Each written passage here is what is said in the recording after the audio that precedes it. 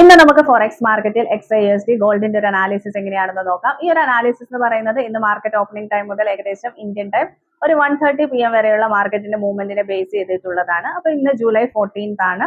അപ്പൊ ഇന്നത്തെ overall market trend എന്ന് പറയുന്നത് വളരെ സ്ട്രോങ് ആയിട്ടുള്ള സെൽ ട്രെൻഡ് ആണ് നിലവിലുള്ളത്. പക്ഷെ ചെറിയ ടൈം ഫ്രെയിമുകളൊക്കെ ഒരു ബൈ ട്രെൻഡിലാണ് ഇപ്പോൾ നിലവിൽ മൂവ് ചെയ്തുകൊണ്ടിരിക്കുന്നത്. ഇന്നലെ വളരെ വലിയ സെല്ലായിരുന്നു ഉണ്ടായിരുന്നത്. അപ്പൊ ഇന്നത്തെ ഒരു ലോവസ്റ്റ് പ്രൈസ് എന്ന് പറയുന്നത് 3984 വരെ, അതായത് ഒരു ഓപ്പണിംഗ് പ്രൈസ് പോലെയാണ് ആ ഒരു പ്രൈസ് വന്നിരിക്കുന്നത്.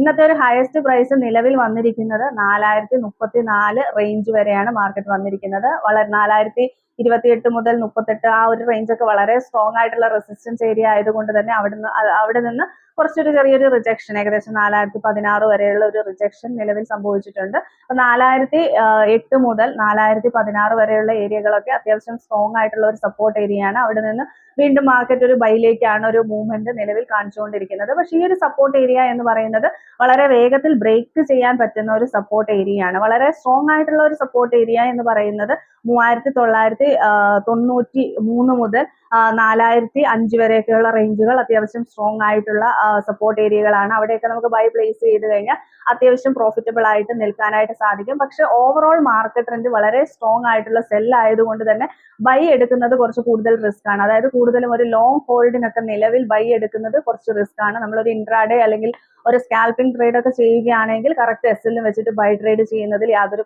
പ്രോബ്ലംസും ഇല്ല. പക്ഷെ ഇന്ന് ചിലപ്പോൾ ഒരു ഇതിൽ കൂടുതൽ, അതായത് 4034 അല്ലെങ്കിൽ 36 ബ്രേക്ക് ചെയ്താൽ വീണ്ടും 4042, അതുപോലെ തന്നെ 4048, 4053 വരെയൊക്കെ പോകാനുള്ള സാധ്യതയുണ്ട്. 4053, 56 ബ്രേക്ക് ചെയ്താൽ വീണ്ടും 4063, 4070, 74 ലെവലുകളിലേക്കൊക്കെ മാർക്കറ്റ് വീണ്ടും മുകളിലേക്ക് പോകാനുള്ള സാധ്യതയുണ്ട്. ഒരു തവണ കൂടി മാർക്കറ്റ് ഏകദേശം ഒരു 4100 മൂവ് ചെയ്യാനുള്ള സാധ്യതകളുണ്ട്. അതിനുശേഷം മാർക്കറ്റ് വീണ്ടും ഡൗൺ ആകാനുള്ള സാധ്യതകൾ തന്നെയാണുള്ളത്. അതായത് ഓവറോൾ മാർക്കറ്റ് ട്രെൻഡ്, അതായത് കുറച്ച് നമുക്കിപ്പോൾ ഒരു കുറെ നാളായിട്ട് നല്ലൊരു സെല്ല് തന്നെയാണ് ഗോൾഡിനുള്ളത്. അതുകൊണ്ട് തന്നെ വീണ്ടും സെല്ലിലേക്ക് തന്നെ പോകാനുള്ള സാധ്യതകൾ വളരെയധികം കൂടുതലാണ്.